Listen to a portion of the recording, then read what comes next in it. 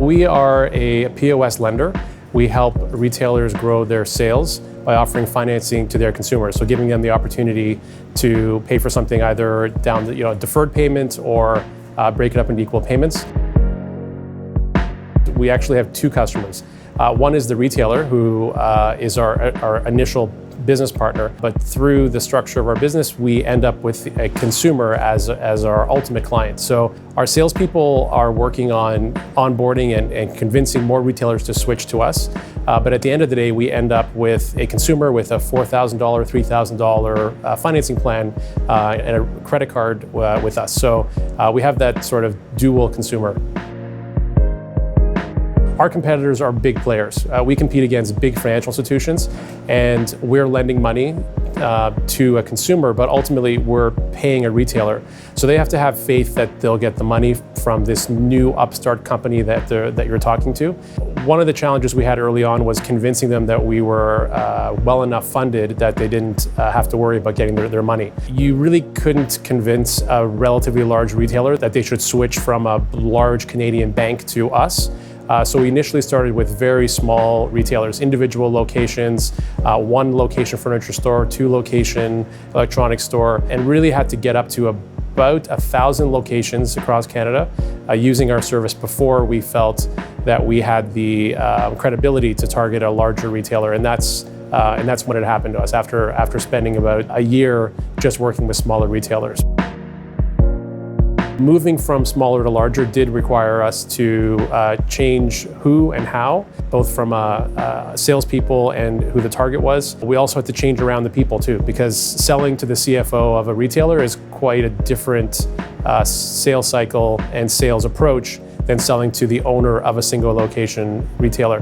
The other interesting thing is, you get the early win. You could sign a single location on the spot often by just walking them through the contract. No large retailer signs on the spot, that's for sure. It's a long, long sales cycle.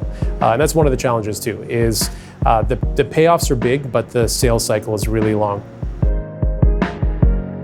A is getting to the right person. So yes, we know it's the CFO of the retailer. Sometimes it's somebody on their team that's responsible for financing. Often, if the CFO, let's say, that preceded that person signed the deal, the current CFO doesn't really know about it. It knows they just have financing. They don't know who the provider is. It's just another one of the suppliers in their business. So getting to the right person and then getting them to listen to you and hear you out in terms of your ability to help them grow their sales compared to the solutions they have in place today is a big challenge, which requires a lot of different tools, multiple people calling, just working your way up the chain, getting to the right person, emails, phone calls. So there's a big part of it is just getting to the right person. Retail is a street fight.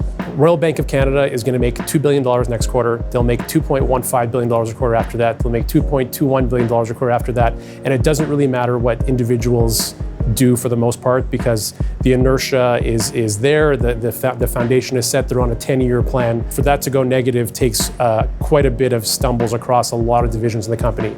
Where a retailer is, if you don't keep up with the competition, you don't buy properly for spring or for fall or for summer or for winter, and the stuff is off style, off brand, not priced right, you'll lose the quarter. It's very hard to recover for the year.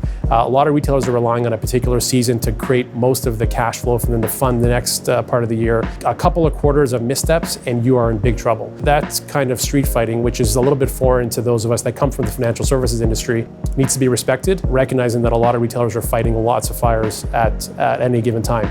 So that's why I would say, if they say they find and also retailers like to have meetings a lot earlier than bankers do. So if they want a meeting at 8 o'clock in the morning, the next day, we'll fly anywhere. So the next step is, like I said, getting in front of them, whether it's through a phone call or a meeting, and then is the long sales cycle of, even if they get it and they see the value, it's multiple meetings, then meeting with the store manager, the head of stores, let's say, to see how that works, then the head of sales, and sometimes the merchandising teams get involved. So there are a lot of cross-functional teams that need to get involved to make a decision. At that point, that can go on for months and months. Then you try to put a pricing proposal in front of them and see if you can make that work. Then you go into the contract, and that can take 3 months, to work its way through the legal departments of both organizations. It is a very long sales cycle, but the prize at the end is an engaged retailer that made a decision to switch to you because they see the value of financing. Sometimes a conversation dies through fatigue with the same person. And so a fresh face is sometimes necessary. So we will switch up the salespeople sometimes in the same conversation. We do try and pick salespeople that are suitable to the retailer. One of our sales guys is a snappy dresser. So if we're talking to sort of a modern type of retailer that where trend and style is important, we might partner that person with that retailer. Raising money to fund the company, and on top of that, the good that we're selling is money. So you need lots and lots of money.